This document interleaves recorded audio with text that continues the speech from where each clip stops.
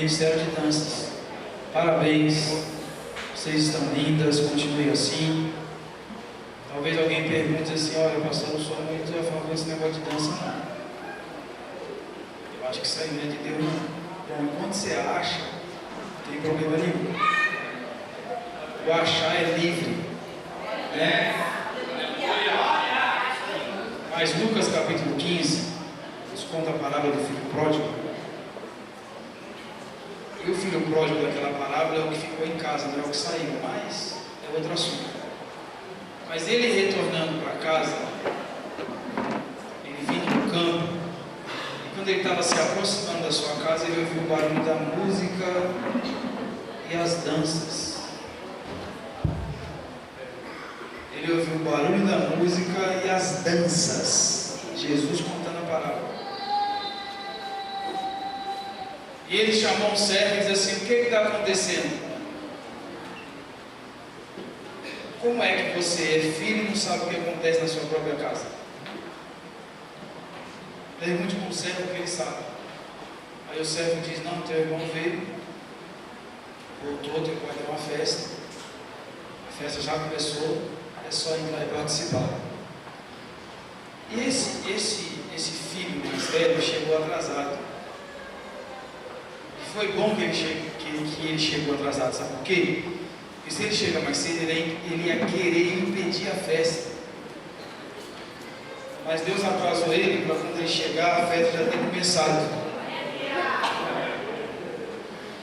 Diga assim comigo: se você não gosta da festa,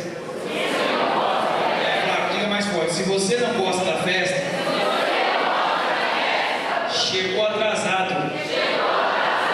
Você tem duas opções: ou você entra e participa,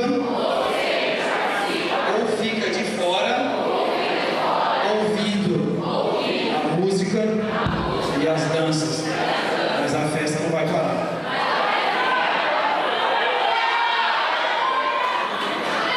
Então nós temos a opção de entrar na festa, participar, ou ficar do lado de fora, mas a festa não vai parar. A festa já começou. E quem está bancando a festa é o Pai. Irmãos,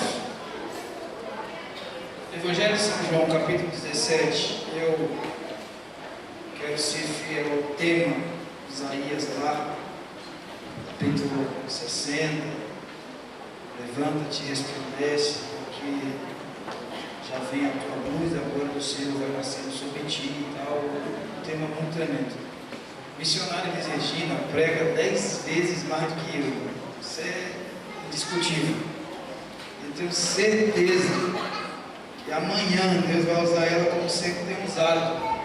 E ela vai destrinchar isso aí de uma forma tremenda. Eu quero só fazer eu quero ser o João Batista para ela. Eu vou só preparar o caminho. Amém? Amém. E aí, amanhã ela continua. No capítulo 17 do livro de São João, o verso de número 20, diz assim o texto: eu não rogo somente por estes, mas também por aqueles que pela sua palavra hão de crer em mim, para que todos sejam um, como tu, ó Pai, tu és em mim e eu em ti, e também que sejam em nós, para que o mundo creia que tu me enviaste.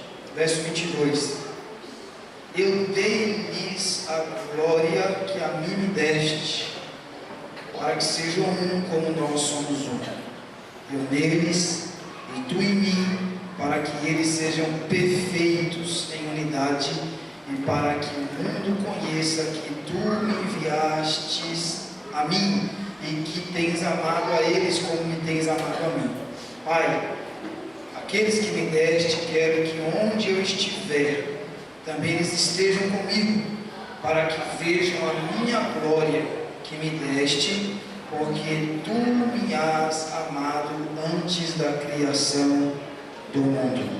Ainda comigo no livro de Romanos, carta de Paulo aos Romanos, no capítulo 8, e o verso de número 18. Carta de Paulo aos Romanos, capítulo 8, verso de número 18.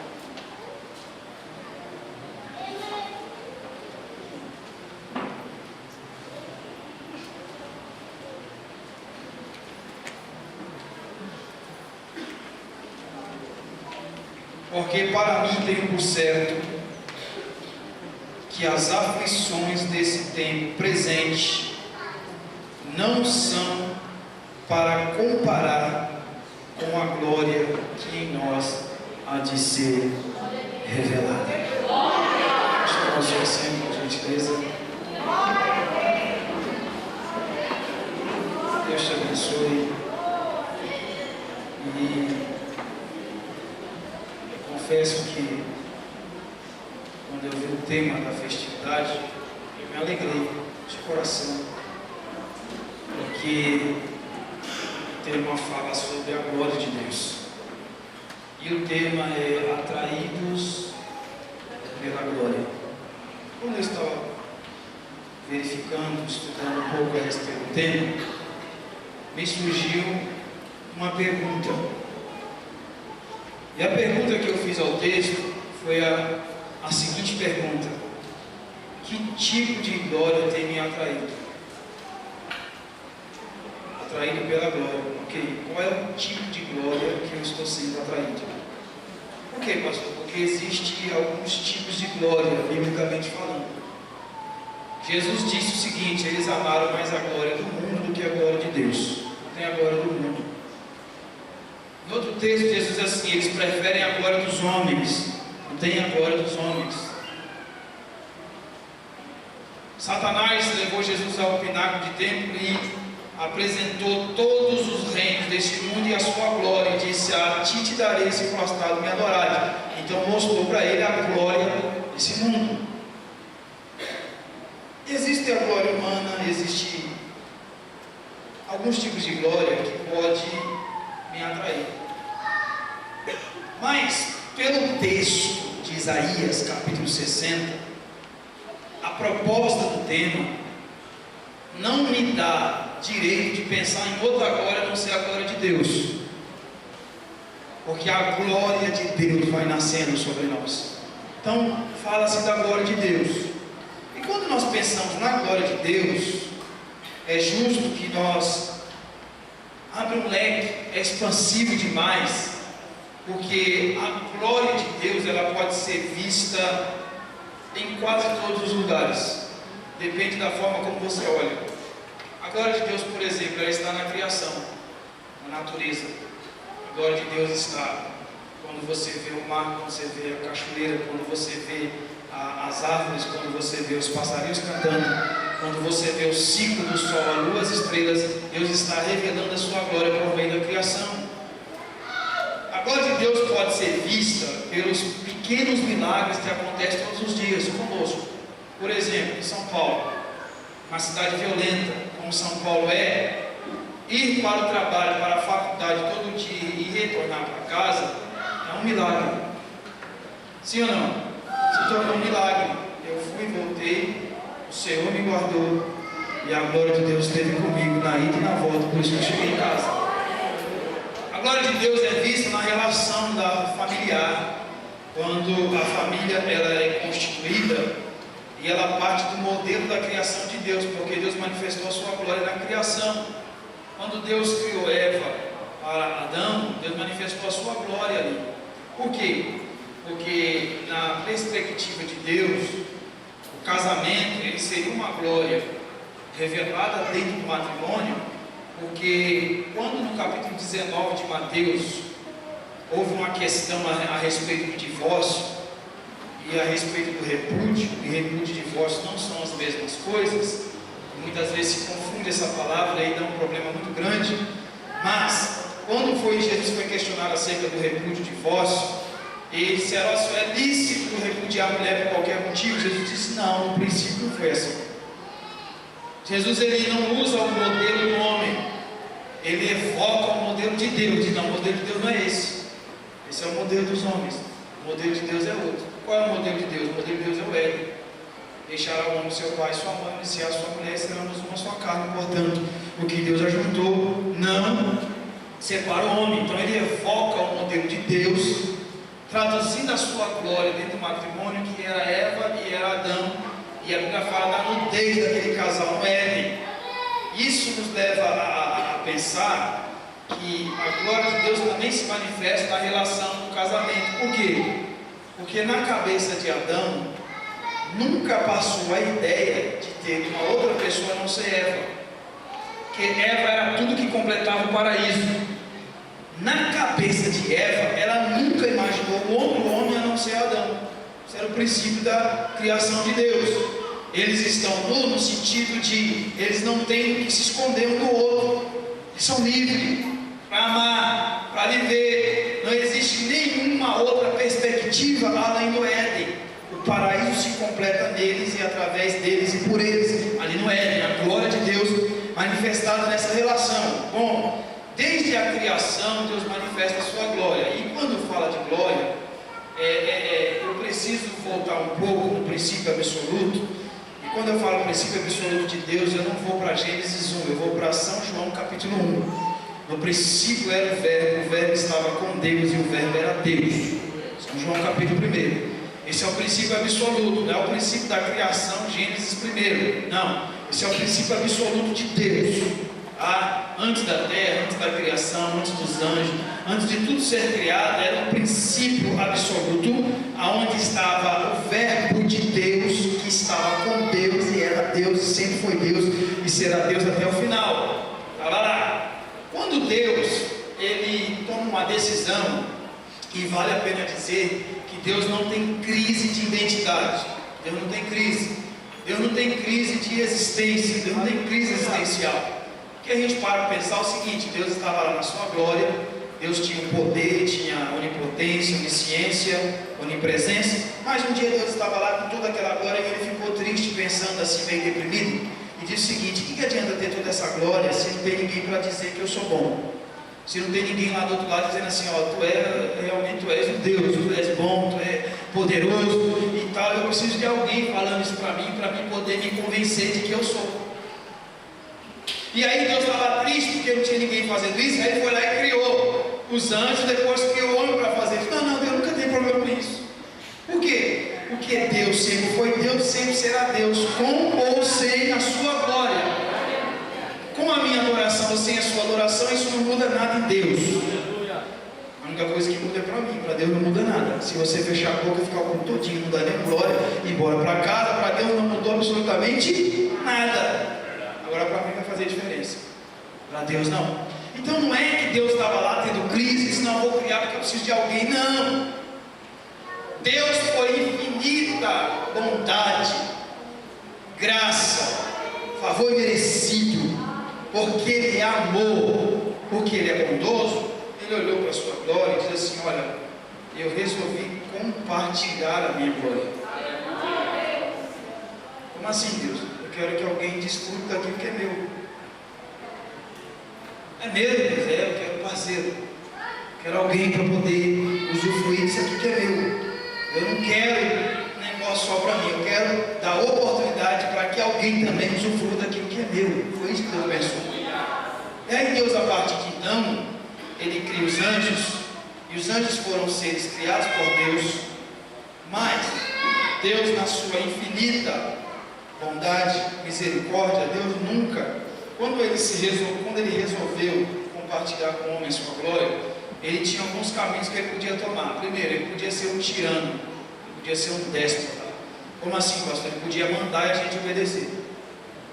Pronto, Deus falou, está feito, e você é máquina, você obedece o que Deus diz. Eu vou fazer, você não tem que obedecer e acabou. Nós seríamos homens máquinas. Deus aperta o botão e eu faço, Deus desliga o botão e eu paro de fazer. Deus diz: não quero esse caminho.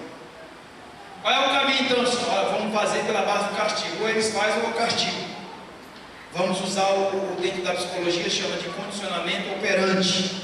Eu dou um estímulo para ele, positivo, e ele faz.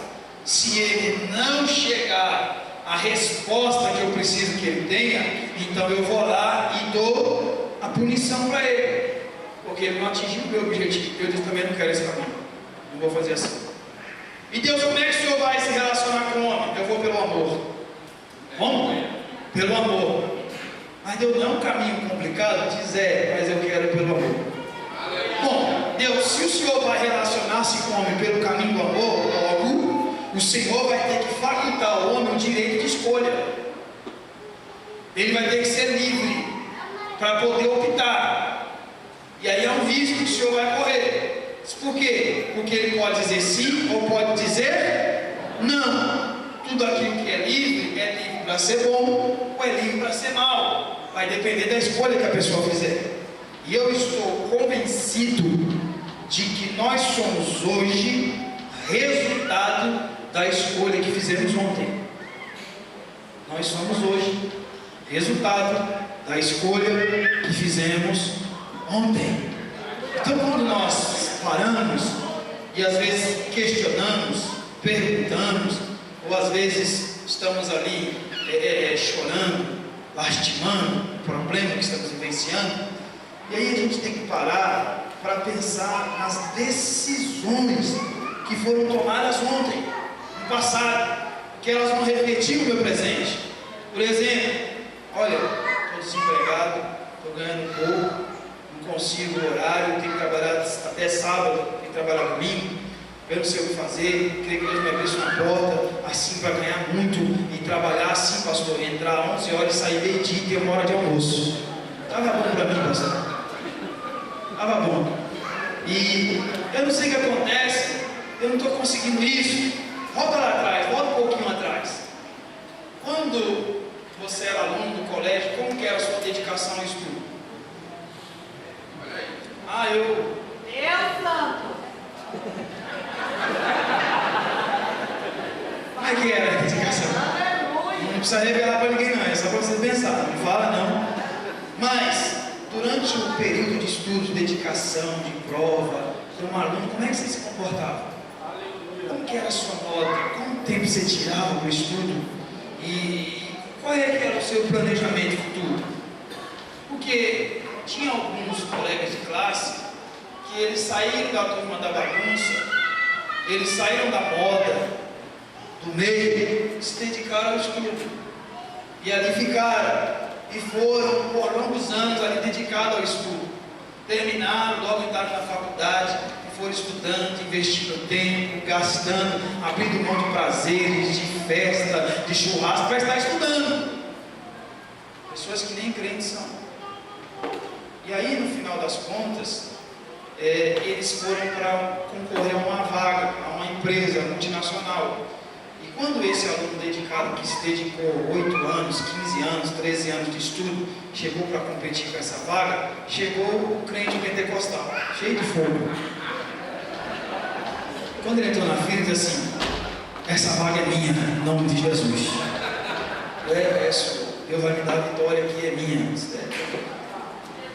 Aí sentaram para fazer a prova, para fazer a dinâmica. E ele está ali, o Espírito de oração de Deus, essa vaga tem que ser minha, tem que ser minha, tem que ser minha. O Senhor tem que fazer, tem que abrir essa porta. Aí Deus olha de cima para baixo, olha para nós e diz assim: peraí, eu tenho que fazer o quê? O Senhor tem que me abrir essa porta, mas não seria injustiça, não? Por que, Deus? O outro estudou 13 anos, se dedicou, se preparou, ele tem graduação, ele está bem preparado para assumir essa vaga. E você, filho, ficou aí nos mantos, passou arrastando, raspando, e chegou. Entre você e ele está preparado e você não. Se eu tirar essa vaga e der para você, eu estou sendo injusto com ele, porque ele está melhor preparado para a vaga. E se eu atender o seu pedido, eu me torno iníquo, porque eu estou sendo conivente com as suas atitudes erradas do passado. Aleluia. E eu estou te dando uma colheita a qual você nunca plantou. Aleluia. Glória a Jesus. Deus maravilhoso. Agora é diferente de alguém cristão que se dedicou a vida toda, se preparou para aquela vaga. Aí chegam os dois em pé de igualdade, os dois estudaram, os dois se empenharam, os dois se prepararam, e está os dois disputando a vaga. E qual é a diferença agora? É que não tem a graça.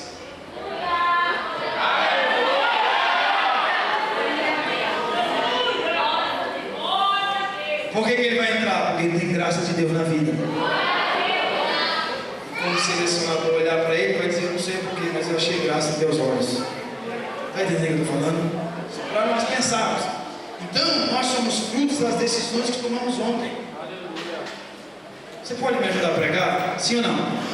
Então olhe para essa pessoa que está ao teu lado, diga para ela assim, seja hoje, mais forte, seja hoje, melhor do que ontem, para ser amanhã, melhor do que hoje.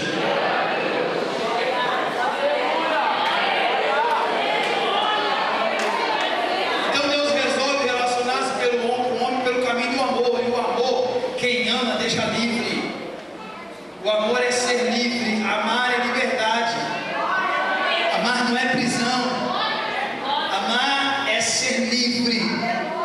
E quando Deus resolveu relacionar com o homem, Ele escolheu o caminho do amor. Eu amo o homem, e não é que o homem é amável, é eu que sou amor. Não é que o homem ele tem alguma coisa que me atrai, não. Eu dizer que amo a Deus tem uma conotação e não me dá nenhum valor. Se eu disser assim, olha, eu amo a Deus, isso não me dá valor algum, isso não me coloca em lugar nenhum. Eu estou dizendo eu amo a Deus. Agora, se Deus disser que me ama, olha aí, se Deus disser eu te amo, aí me confere valor que eu não tinha, porque um Deus de amor resolveu me amar. E nós somos aqui hoje, todos nós somos alvo do amor incondicional de Deus. E é bom que seja assim, e glória a Deus por isso, porque o amor de Deus não impõe condições. Se assim fosse, nenhum de nós estaríamos aqui hoje. Por quê? Porque a fidelidade de Deus está pautada no seu amor, porque mesmo nós sendo infiel, Ele permanece fiel, porque Ele resolveu nos amar com amor incondicional. Isso quer dizer que não há nada que eu possa fazer para Deus me amar mais, mas também não há nada que eu possa fazer para Deus me amar menos. O amor dele é um só. E eu tenho uma notícia para você: Deus vai te amar enquanto você respirar. Enquanto você respira, você é alvo do amor de Deus. E mais, Deus te ama como você é, com o que você tem, aonde você mora, com o seu emprego, com as suas limitações. Não importa onde você mora, não importa o bairro, não importa a sua posição, Deus te ama com um amor eterno, incondicional. E isso é motivo de você levantar a sua mão e agradecer a Deus, porque você é amado por Deus. Amém? Ele resolveu relacionar pelo caminho do amor. Aí ele deu opção. E quando ele dá a opção, ele cria os anjos. Quando ele criou os anjos, ele deu liberdade aos anjos de escolha. Por quê? Porque Deus não podia fazer robô. Vocês estão feitos para me servir e acabou. Não, Deus colocou os anjos livres. Por que Deus deu liberdade aos anjos? Porque todos eles foram criados para ser santos e eleitos. Mas eram, pastor? Ainda não. Eram vocacionados para ser, mas seriam depois da sua escolha. Por quê? Porque Deus, na sua onisciência, já sabia que Lúcifer causaria uma rebelião. E essa rebelião, ela seria boa para que cada um decidisse com quem que ele queria ficar. E Deus não intervém, Deus deixa acontecer. Por quê? Porque no meio dos anjos eles têm que tomar uma decisão. E quando é que eles vão ser santos e eleitos? Depende da opção que eles vão fazer. E é 37%, a terça parte optou em ficar com Lúcifer. Não, quero ele, vamos ficar com ele. Tá bom, você é livre. Você é livre para escolher, vamos ficar com ele, então tá bom. E o restante, não, queremos estar com Deus. A partir de então, eles tomaram a sua decisão. Os que permaneceram com Deus se tornaram santos e eleitos eternos para sempre. E os que ficaram com Lúcifer caíram, perderam a glória e se tornaram demônios, espíritos imundos e condenados para sempre. Mas a escolha foi deles. E aí Deus resolve criar o homem. Então Deus estabelece Adão no jardim do Éden, vocaciona Adão e também deixa Adão escolher. Diz: olha, eu tenho um plano para você tremendo, mas eu não posso interferir na sua escolha, senão não é amor. Aí Adão é colocado no Éden, e Deus coloca lá no Éden 1000 tipos de árvores. E diz assim: olha, Adão, de toda árvore comerás livremente. Apenas uma, no meio de tantas, eu coloquei uma que é minha. É um pouquinho de cada uma sua. Eu te dou inteiro e fico com metade de cada uma. Essa é minha. Não comas, porque se comer certamente morrerás. Aí alguém diz assim: pastor, Deus não estava tentando Adão? Disse, por quê? Porque Deus sabia que ele ia comer e colocou a árvore lá. Era só ter tirado que evitaria o problema. Mas aí o homem não teria direito de escolha. E por que é tentação? Por que tentação? Não é tentação, porque se tem 1000 árvores, então você tem uma que é de Deus e as outras é de Adão. Então Adão tem 999 chances de acertar e só uma de dar errado. Entendi, pastor? Deus te fez, criou você com mais chance de dar certo do que de dar errado. As opções, os recursos para você dar certo estão todos à sua disposição. Qual é o problema de Adão e Eva? Focaram só naquilo que não podia. Focaram só no erro. Tendo um monte de opção. Entre as opções de Deus tinha a árvore da vida. Deus não colocou restrição na árvore da vida. E estava lá Adão entre a árvore da vida e a árvore do conhecimento do bem e do mal. Adão, você é vocacionado, escolha o que você quer. Se ele escolhe pela árvore da vida, pastor, ele comeria o fruto da árvore da vida, se tornaria santo e eleito para sempre. E qual é o que Adão ganharia com isso? Ele governaria a terra e governaria também o mundo espiritual. Por quê? No momento que ele comesse do fruto da árvore da vida, os olhos espirituais seriam abertos. E ele veria o mundo físico e veria o mundo espiritual ao mesmo tempo. Isso daria a Adão condições de nunca ser tentado. Por quê? Porque quando chega uma proposta para mim e para você, nós temos que orar, porque não sabemos o que está por trás daquela proposta. De repente tem uma armadilha de Satanás, eu não sei, eu não estou vendo. O mundo espiritual é fechado, eu não consigo ver. Então eu preciso orar e pedir a direção de Deus para tomar a decisão. Mas no caso de Adão, no momento da árvore da vida, os olhos já estariam abertos. Então ele ia dizer: ei, diabo, estou vendo você, pode sair daí, estou te vendo. O que você quer aqui? Sai fora. Eu estou te vendo. Ele nunca seria tentado, seria santo e eleito para sempre. Mas ele optou pela árvore do conhecimento do bem e do mal. Então os olhos da alma ficou fechado, não abriu. Agora ele comeu, agora ele vai morrer como consequência da sua decisão, e os olhos da alma dele ficou fechado. E Deus não abriu? Não. Você consegue ver o mundo espiritual? Por exemplo, se nós tivermos aqui 200 pessoas, nós temos mais de 200 anjos aqui esta noite. Amém? Amém. É bíblico, porque os anjos estão aqui para ministrar em prol daqueles que hão de herdar a salvação. Mas você não consegue ver. Isso é humilhação para ele. Ele anda com você todo dia e você nem dá a mínima. Você sai de casa e está ao seu lado. Ele vai na sua frente e corta o laço do inimigo que preparou para você. O assaltante, o ladrão, está te esperando para te cometer mal. Ele passa perto do assaltante, ele fica cego. Você passa por ele, ele não te viu. Quando você vai atravessar a rua, avenida, e na sua cabeça você fez um cálculo que daria tempo de atravessar, e o carro em alta velocidade, o anjo atrasa o carro para você chegar do outro lado, para que você não seja atropelado. Ele está te guardando o tempo todo. E ele está fazendo isso por quê? Porque ele é conservo seu, e ele trabalha para Deus e não para você. Mas é o serviço dele guardar, porque você é a noiva do Cordeiro, e ele está ali para servir a noiva do Cordeiro.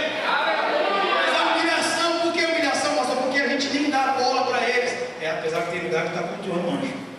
Tem anjo voando em cima do altar, embaixo, em cima e tal. A gente agradece a Deus pela vida deles, mas a gente tem a nossa carreira, nosso ministério. Eles não são vistos, porque os olhos da alma seu está fechado. Deus não abriu. Nós temos 3 olhos: o olho físico, que é o olho que nós vemos e recebemos 90% da informação pelo olho físico. Você tem o olho da alma fechado, mundo espiritual, e você tem o olho do espírito. Qual é, pastor? Discernimento. Os olhos espirituais são discernimento. Então, o que eu faço agora, já que o meu olho espiritual não é aberto, o meu olho da alma não é aberto? O que eu faço, pastor? No lugar dos olhos da alma, Deus te deu a fé. E disse assim, pastor Cid: você não vai ver, mas se você crer, você vai receber sem ver. Então a fé, ela foi nos dada no lugar dos olhos da alma. Então Deus colocou a fé e diz: olha, vem pela fé, não vem a olho, não vem pela fé, porque sem fé é impossível agradar a Deus, e você só pode agradar a Deus pelo caminho da fé. Ora, você vai para casa e os demônios entraram, você não vai acabar com ela hoje. Hoje, quando ela chegar aqui, a gente arrebenta com tudo. Aí os demônios entraram lá, fizeram uma armadilha e ficaram esperando você chegar em casa. Aí você, sem saber de nada, os olhos da alma fechados, chegou em casa, e quando você entrou dentro de casa, você sentiu alguma coisa e disse: porque o homem espiritual discerne bem todas as coisas. Aí olhou para um lado, olhou para o outro e disse: o clima está estranho. Ele não está vendo, os demônios estão escondidos. Vamos pegar. Aí você entrou, olhou para um lado, olhou para o outro, sem ver. Aí você diz assim: em nome de Jesus, está repreendido todo o mal e toda a seta maligna. Aí os demônios: como é que ela sabe quem estava aqui? Ela tem fé.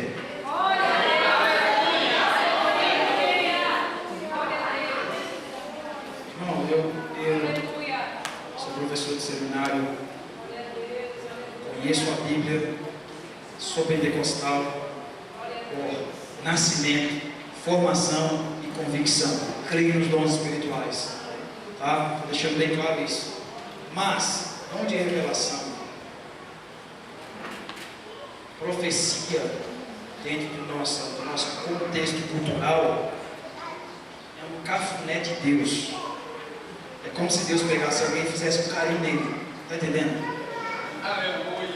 Ele está mal, aí Deus chega lá, passa a mão na orelha dele assim, faz um carinho nele, através da revelação. Está desanimado, triste, aí Deus usa alguém e diz: filho, eu não esqueci as promessas. Está de pé, vai se cumprir. Deus está fazendo um carinho em você. Amém? Mas o que tem fé amadurecida, ele não se preocupa com isso. Por quê, pastor? Porque ele não crê em revelação? Não, ele crê. Mas a fé dele funciona assim: eu vou correr lá na missionária para ela orar por mim, profetizar para esse ano dar tudo certo. Missionário, olha por mim, porque você está querendo o quê? Estou querendo saber o futuro. Você quer saber o que vai acontecer, não é isso? Eu quero orar por mim, porque eu estou assim para tomar uma decisão e tal, e eu não sei o que eu faço, e ore por mim para Deus falar e tal. Você está querendo antecipar o futuro. Você quer antecipar aquilo que está reservado para amanhã. É isso? É porque eu estou aqui preocupado com um negócio que eu não sei resolver e tal, e eu não posso esperar amanhã. Não, tem que ser hoje. Isso é fé? Sim ou não? O que tem fé? Assim, olha, aí a missionária foi lá, eu profetizo, vai ser uma bênção esse ano, vai dar tudo certo e tal, e ele sai todo alegre. Glória a Deus. E o que não foi? E aquele pela qual a missionária não orou e a revelação não chegou? Pastor, estou triste, porque ninguém profetizou esse ano que o meu ano seria uma bênção. Estou preocupado, não teve como profecia, não teve nada. Não teve não. Ninguém profetizou para você? Não. Então profetiza você mesmo: esse ano será uma bênção na minha vida. Deus disse para Abraão: vai ao monte Moriá, no lugar que eu te mostrarei, e oferece ali Isaque no holocausto. Abraão foi, levantou de madrugada, acordou o jumento, chamou os servos e foi. Ao terceiro dia, erguendo Abraão os olhos, viu o lugar de longe. Deus me revelou. Vai, Abraão, que eu vou te mostrar. Abraão ergueu os olhos e já viu de longe, dizer ali. Como é que você sabe, Abraão? A fé. Você já me disse que é ali. Abraão, cuidado, hein? Se você errar o monte, Isaque morre, porque não vai ter cordeiro para substituí-lo. Aleluia, Deus. Bora. A fé não me deixa errar. A fé não me deixa tomar decisão errada. A fé, ela me faz ver antecipadamente aquilo que ainda não aconteceu.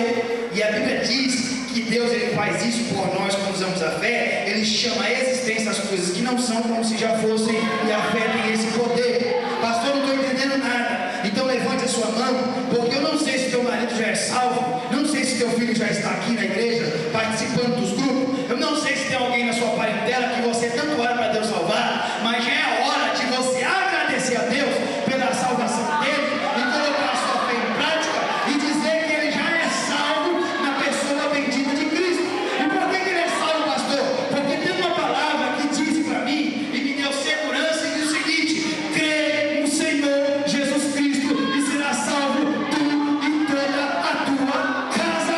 Eu creio na palavra, a minha família está salva.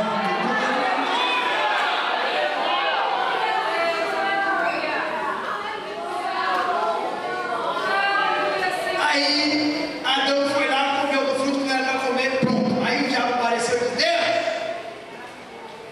oi, teu projeto homem? Certo, acabei com ele. O projeto que o senhor fez aí, eu acabei de destruir ele. Olha lá, como que o senhor fez? Ah, é? Destruí. Deus, você tem um plano B? Tenho. E qual é o plano B, Deus? Dar continuidade no plano A. Aleluia. Aleluia, Deus. Porque a minha glória eu não darei a outrem. A minha glória está na coroa da criação, que é o homem. E quando eu fiz o projeto de criar o homem, eu sentei para fazer o cálculo para ver se eu podia começar e terminar. Porque se eu não pudesse terminar, eu não teria começado. Aliás, aquilo que eu começo, eu termino. Você vai abrir um banco, uma casa de investimento, você tem que comprovar no Banco Central que você tem valor suficiente para suprir, em caso de crise, todos aqueles que depositarão dinheiro no seu banco. Tem que provar isso, que você tem valor monetário para poder abrir o seu investimento. Deus olhou e disse assim: ó, eu quero começar o projeto que é o homem, e eu preciso saber qual é o investimento que eu vou fazer. Ó, vamos investir o quê? Vamos investir o cordeiro nele, porque o cordeiro foi imolado antes da fundação do mundo. Vamos investir o cordeiro nele, vamos. Por quê? Porque se qualquer coisinha que ele decidir lá, o cordeiro garante. O cordeiro sustenta o projeto. O cordeiro sustentará e não deixará que caia por terra aquilo que eu comecei. Aí Deus criou o homem foi expulso do jardim, você conhece a história, e a glória de Deus foi sendo manifestada ao longo do tempo, do período, até que a glória de Deus se manifestou no tabernáculo. Quando fala de glória de Deus, chega na presença, quando a glória de Deus desce no ambiente, ninguém entra no ambiente, só a glória. A glória de Deus tomou conta do tabernáculo, capítulo 40 de Êxodo, ninguém podia entrar no tabernáculo. Moisés consagrou o templo, Salomão consagrou o templo e invocou que Deus descesse. A glória de Deus tomou conta do templo, ninguém podia entrar no templo, que a glória de Deus estava lá. Irmão, quando a glória de Deus chega, não tem pregação, não tem louvor. Sabe o que a gente faz? Se prostra e adora. Ah, é, pastor? É, quando a glória de Deus chega, nem nada para fazer, a não ser se prostrar e adorar e dizer que ele é digno de glória, de honra, de louvor. O homem chegou para Deus e disse assim: Deus, 33:18 de Êxodo, rogo-te, pois, ó Deus, que me mostres a tua glória, Senhor. Como Moisés, eu quero ver a tua glória, Senhor. Quer ver, Moisés? Quero. Moisés, o homem que vê a minha glória vai morrer. Eu não tenho estrutura física para me ver e permanecer vivo. Deus, se eu morrer, eu vou para onde? Tu vai vir para cá, Moisés. Ah, então nem que eu morra, eu quero ver a tua glória, Senhor. Moisés, eu vou fazer um acordo contigo. Como, Deus? Eu vou descer, eu vou passar no monte. Farei passar toda a minha bondade. E tu me verás pelas costas. Aleluia. Tá bom, Moisés? Oh, Deus. A bondade do Senhor está nas suas costas. Se o Senhor passar e ver as costas, para mim já é uma realização tremenda. Aleluia. costas, a bondade dele o segue. E a mulher do fluxo de sangue tocou na bondade de Deus. E como é que eu faço para ver Deus? Vem aquela rocha? Então, fique na fenda da rocha. E quando eu descer, Moisés, tu me verás pela rocha. Eu vou passar. Tá bom, Deus. Aí Moisés colocou o rosto lá na fenda da rocha e ficou esperando Deus descer. Pense na expectativa. Quantos dias levou? 40 dias. Jejum de oração lá. E Deus, cadê Deus? Deus não vem, Deus não vem. E ele ficou resumindo. Quando a glória de Deus desceu no monte, a Bíblia diz que o monte, que é rocha, estou falando do monte que é rocha, a Bíblia diz que ele tremia, e ele batia um monte no outro e pedras rolavam. Se o monte que é rocha não suportou a glória de Deus, imagine o velho Moisés lá em cima do monte. Se a rocha não suporta a glória de Deus, você que suporta? Aí Moisés colocou o olho, quando ele colocou o olho, e ele viu a glória de Deus. O historiador diz que ele ficou desmaiado 13 horas. E quando ele desceu do monte, o povo olhou para Moisés: o que é isso, Moisés? Pelo amor de Deus, o que está acontecendo? Moisés, o que foi? Põe um negócio no rosto, ninguém consegue te ver. O reflexo da glória de Deus estava no rosto. Mas o Senhor respondeu a oração de Moisés. Não, Moisés, eu parcialmente dei uma gotinha da glória. Eu não podia mostrar tudo, Moisés. Mas a revelação está no texto. Por quê, Moisés? Para ver minha glória tem que ser pela rocha, e a rocha é Cristo. Ninguém vai ver minha glória se não for pela rocha, e a rocha é Cristo. Quem quiser ver minha glória, olhe para a rocha, porque através da rocha você vai ver a minha glória. Moisés morreu no monte. Morreu Moisés, morreu. Deus ressuscitou Moisés. Foi, pastor? Foi. Deus ressuscitou Moisés e levou Moisés para a glória. Porque para entrar na glória tem que ter corpo físico, senão a alma fica nua. Porque o corpo é a roupa que veste a alma. Bota o ser e morre. Sem o corpo ele entra nu diante de Deus. E se nós formos achados nu, quando você morrer e partir para a eternidade, você vai para a dimensão do que será. E lá você tem que aguardar a ressurreição do corpo, porque você não pode entrar no é de Deus, porque ele falta o corpo. E Moisés morreu, ressuscitou, Deus levou ele embora. Foi, pastor? Foi, levou ele embora. E como é que o senhor sabe disso? Porque ele disse que ninguém sepultou ele. Claro que não vai sepultar alguém que foi embora. Não acharam o corpo dele. Foi mesmo que foi, Deus levou. E como é que você sabe? Porque o Satanás chegou lá para Miguel. Miguel, olha não, o que está acontecendo? Moisés não chegou lá no Hades. Não vi o corpo dele, não vi a alma dele chegando. Onde é que está Moisés? Diz: o Senhor te repreenda. Te teve satisfação alguma? Moisés disse que Deus levantaria um homem semelhante a ele. É claro que o Cristo seria semelhante a Moisés. A diferença de Cristo e Moisés é que Moisés não foi enterrado e ressuscitou pelo seu poder. Ele morreu, ressuscitou e subiu. Cristo desceu às profundezas da terra. Ele era o unigênito de Deus, e quando ele ressuscita da terra, ele se torna o primogênito de Deus. É o primeiro que morreu, levantou pelo seu próprio poder e nunca mais vai morrer. Ele tem o poder da ressurreição. Por que, pastor? Porque se assim não for, então nós temos uma sessão espírita na Bíblia, no capítulo 17 de Mateus. Por quê? Porque Moisés aparece lá no monte, junto com Elias. E aí?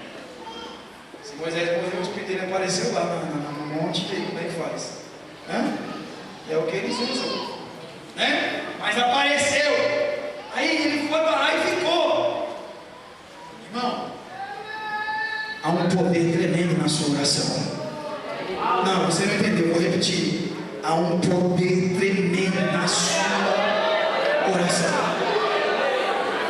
Estou dizendo na sua oração. A sua oração, é a sua. Glória a Deus, aleluia, Senhor. Por quê, pastor? Porque tem aqueles programas televisivos, chega o camarada lá cheio de anel. Aleluia, Senhor. Glória a Deus. Atenção, estou indo para o monte esta madrugada. Obrigado, Senhor. Passar a noite em oração, jejum, às 7 horas da manhã, esteja aqui porque eu vou fazer oração forte. Não tem oração fraca. Vou fazer oração forte.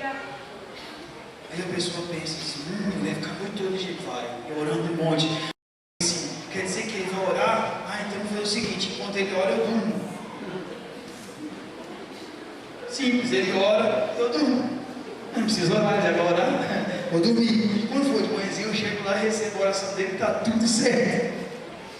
E aí fica mais fácil eu depender da oração dele, porque eu não tenho que me sacrificar. Eu vou lá, recebo a oração dele, recebo a bênção, e aí quando eu precisar de novo, eu vou no outro que ora, e no outro que ora, e no outro que ora.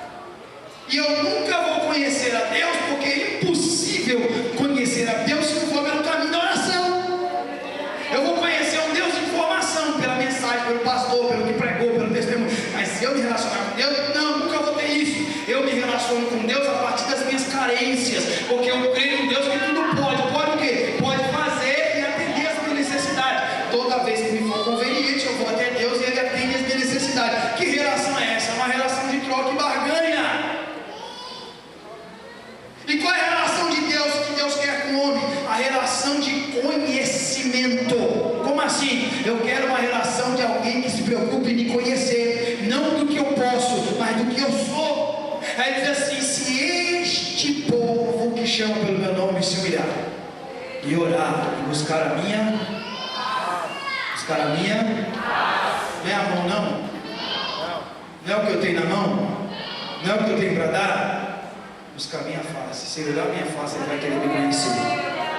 Para esse que busca a minha face, ele quer me conhecer, eu virei lá do céu, perdoarei os seus pecados e sararei a sua terra.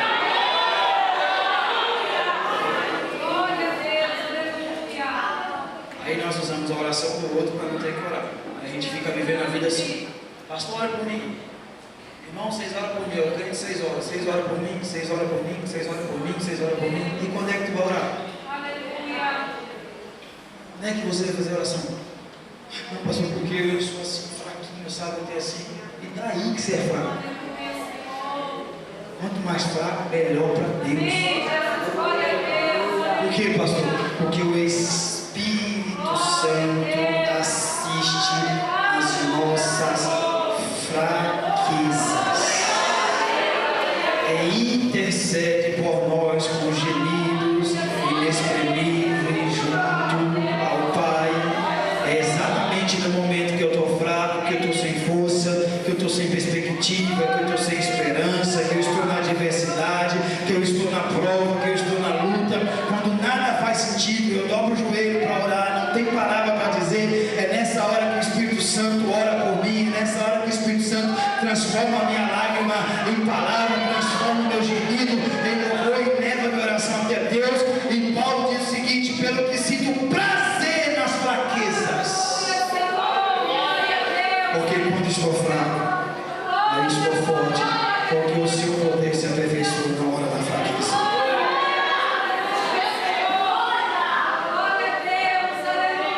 Agora não vai ver a glória e não vai poder escrever o seu Salmo 23. Quando é que você vai escrever o Salmo 23? Davi disse: o Senhor é meu. Ele disse nosso. Disse meu, particular. O Senhor é meu. E eu, Davi, te vi para escrever o teu salmo. Eu não sei o que ele é para você, eu sei o que ele é para mim. O Senhor é o meu pastor. E aí Jesus devolve a pergunta no capítulo 16 de Mateus 10:13. Quem dizem os homens que eu sou? Olha, uns dizem que tu és Elias, outros dizem que tu és Jeremias, e outros dizem que tu és João Batista. Não, aí já é demais também. Nós somos primos, temos diferentes aí. Como eu posso ser João Batista? Mas tudo bem, isso é o que eles dizem? Jesus deu um sorriso e disse: tá bom, o que eles dizem não me interessa.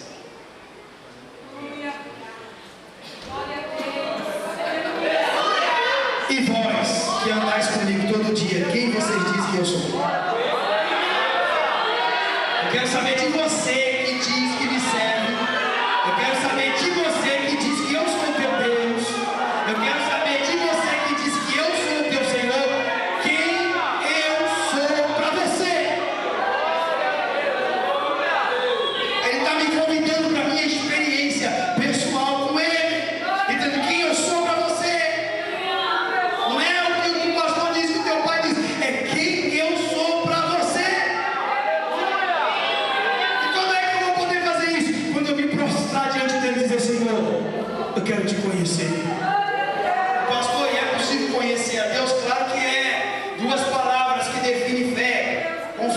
confiança e conhecimento. Se eu perguntar aqui qual é a palavra que define fé, se é conhecimento ou é confiança, todo mundo vai dizer é confiança, porque a confiança é a tradução da fé. Mas fé não é confiança, fé é conhecimento. Por que, pastor? Porque eu não posso confiar em quem eu não conheço. E esse é o problema. Nós estamos confiando num Deus que não conhecemos. Aleluia. Por isso que está errado. Por isso que muitas pessoas se desviam, vai embora. Assim, mas Deus, porque não conhece, está confiando em alguém que não conhece. É a mesma coisa que eu chegar para você, nunca te vi e dizer assim, empresta seu carro para mim. Meu carro quebrou, preciso ir para casa, empresta ele para mim. Você vai dizer, oxi, te conheço de onde? Você é mau porque não vai emprestar o carro? Não, você não é mau. Você não me conhece. Por não me conhecer, não existe uma confiança absoluta, porque eu não conheço.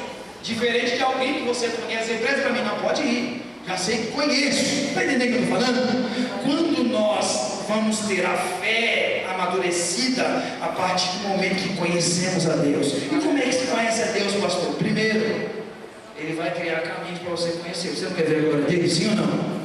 Você quer ver a glória de Deus? Diga amém. Amém. Ele vai criar caminho. Primeiro, Ele vai te colocar no deserto. Vamos, pastor? Deserto. Por que deserto, pastor? Porque Ele quer ter uma relação pessoal contigo. E aí não tem pai, não tem mãe, não tem pastor, não tem ninguém, você e Ele. O salmista diz assim: Ele me guia por vereda de justiça. Vereda é caminho apertado. O pastor vai na frente, a ovelha vai atrás, mas só passa um. Aí Deus te leva para a experiência pessoal. Diz assim: aí vai faltar tudo. Eu te humilhei, te deixei ter fome, te deixei faltar pão. E Deus vai fazer isso, não é o diabo, não sou eu, estou deixando faltar pão aí. E o Senhor está me humilhando, eu estou te humilhando. Para quê? Para saber o que está no teu coração. Se guardaria ou não meus mandamentos. E para que você aprenda que nem só de pão vive o homem, mas de toda palavra que procede da boca dele. O homem, como é que você vai aprender isso? Passando a sua experiência, fica aí. Aí o diabo aparece e diz: ei, tem um negócio para você. Uau, transforma a pedra em pão. Aqui a pedra, transforma em pão e já supre a sua necessidade. Ele diz: não, transformar a pedra em pão é cortar caminho, é pegar atalho, é não crer na providência de Deus. Eu vou ficar no caminho mais longo, mais demorado, mas eu creio que a providência virá na hora certa. Vou ficar.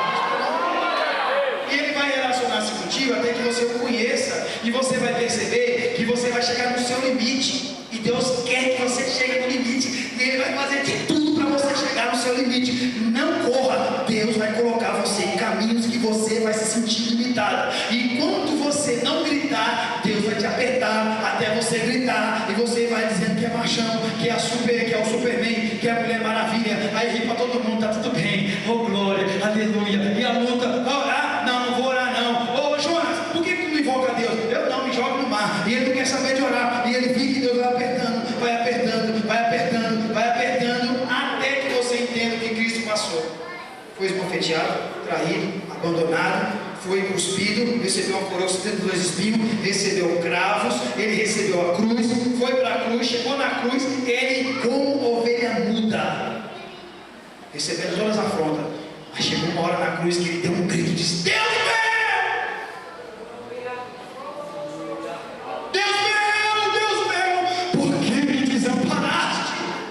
Está dizendo, é Ele. E por que Deus está dizendo? Porque Ele chegou no limite. Porque até Deus como homem tem limite.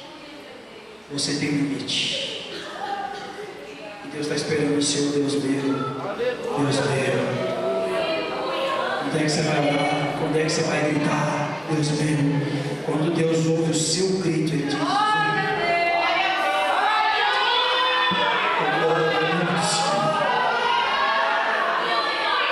você deu aquele grito, Deus se levantou e disse: chegou a hora. Ela reconhece que ela é limitada, ela reconhece que ela não tem toda a força, todo o poder. Não, ela reconheceu que se eu não entrar agora, ela não vai continuar. É isso que eu queria. Agora eu vou manifestar o meu poder nela, e ela vai ver a minha glória nela. Porque o que acontecer daqui para frente vai redundar em glória, porque ela vai saber, ele vai saber, eu não tinha como como sair dessa. Foi Deus que entrou na casa e tirou. A glória vai ser dele. A glória vai ser dele. A glória vai ser a ele. Não foi a sua experiência. Não foi o seu tempo de evangelho. Não foi o seu tempo de crente. Você vai dizer: o que aconteceu comigo, só Deus podia fazer. Então a glória dele, o poder dele, o reino dele, para ele.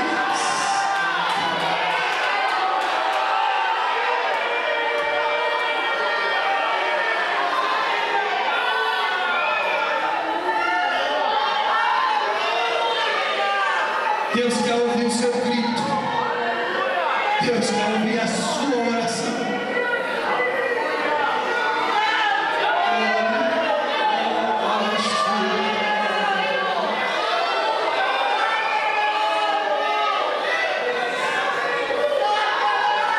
Jesus, foi! Eu vim aqui enviado por Marta e Maria. Foi. E o que você quer? Lázaro está muito doente. Aquele a quem tu amas. É mesmo? Está de cama. A febre está aumentando e tal. Marta mandou aqui o senhor orar. Aí ele disse: não vou não.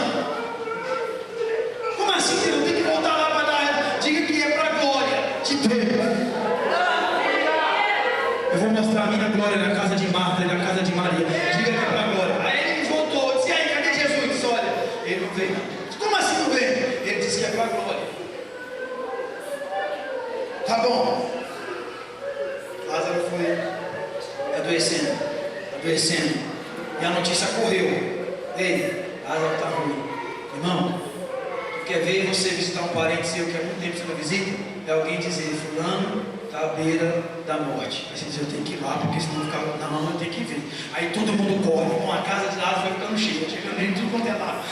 Eu vi a casa cheia, todo mundo chegando. E quando eles chegam, não é só chegar. Chega aqueles que estão no meio do grupo e diz assim: ô Marta, oi, ô Maria, vem cá. Vocês não tinham um amigo aí? E você, Maria, principalmente, parava tudo para ficar com ele? Cadê ele agora que você mais precisa dele? Em outras palavras, onde está o teu Deus? Aí Maria baixa a cabeça.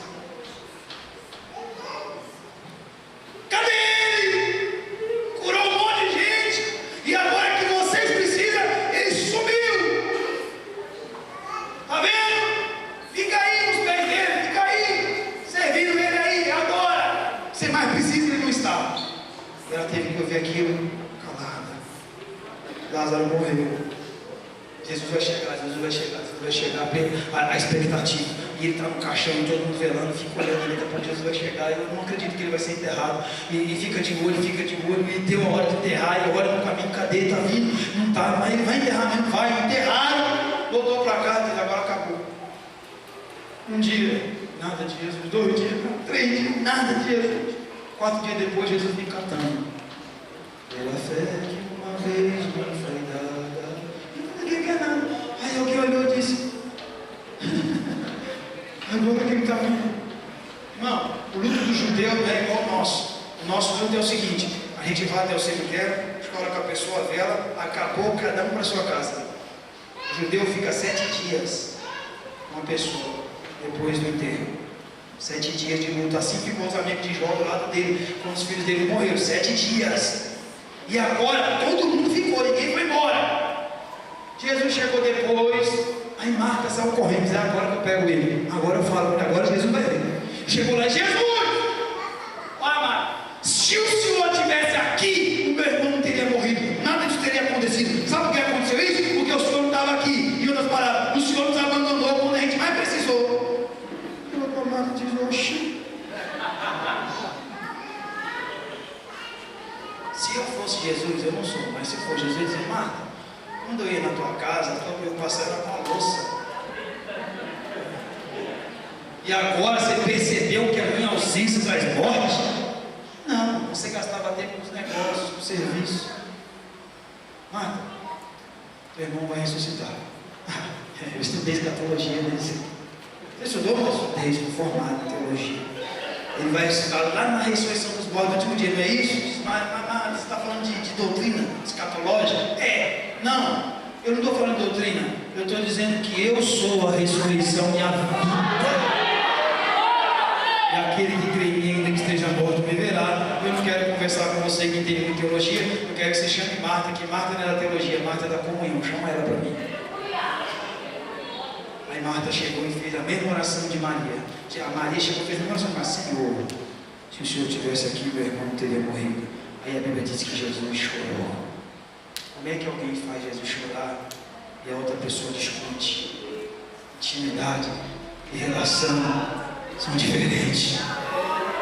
Aí Jesus disse: onde colocaram ele? Maria! Senhor, vem cá que eu vou mostrar. Aí veio a multidão, vamos lá. Chegou atrasado, chegou agora. Jesus estava ensinando duas coisas, e eu termino. Ele ensinando duas coisas. Primeiro, a tradição judaica dizia que a alma só deixa o corpo depois de 3 dias. Quando Jesus citou o filho da virgem, vai ensinar também, ele acabou de morrer, a alma está do lado. É só orar que a alma volta, a alma está ali do lado. Jesus citou a filha de Jairo, também, ela morreu, a alma está do lado, aí fica fácil ressuscitar.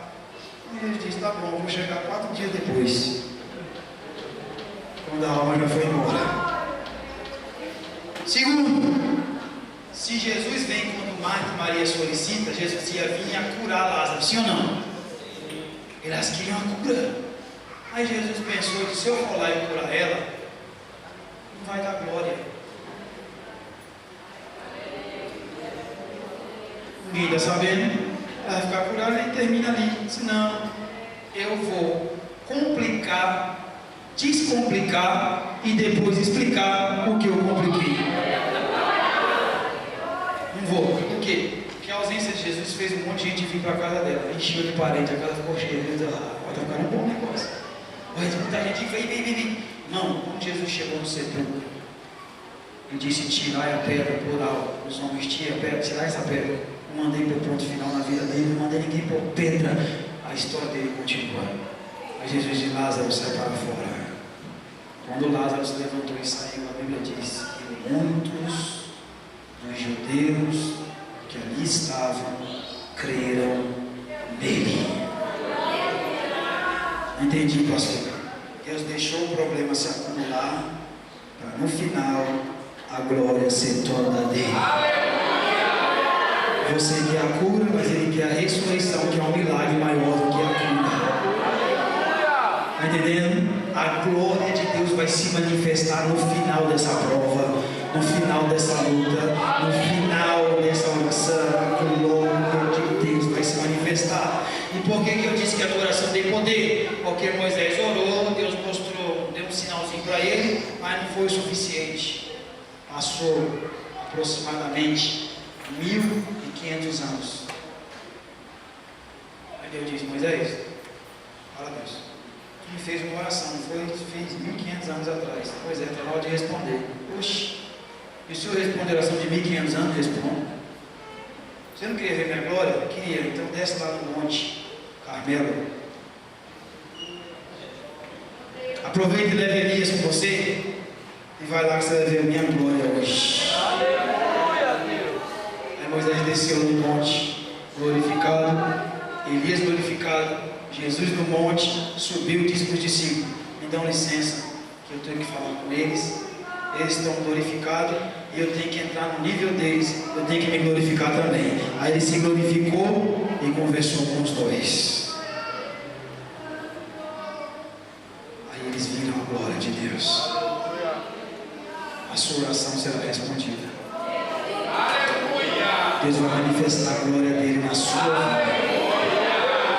A glória de Deus será vista em você.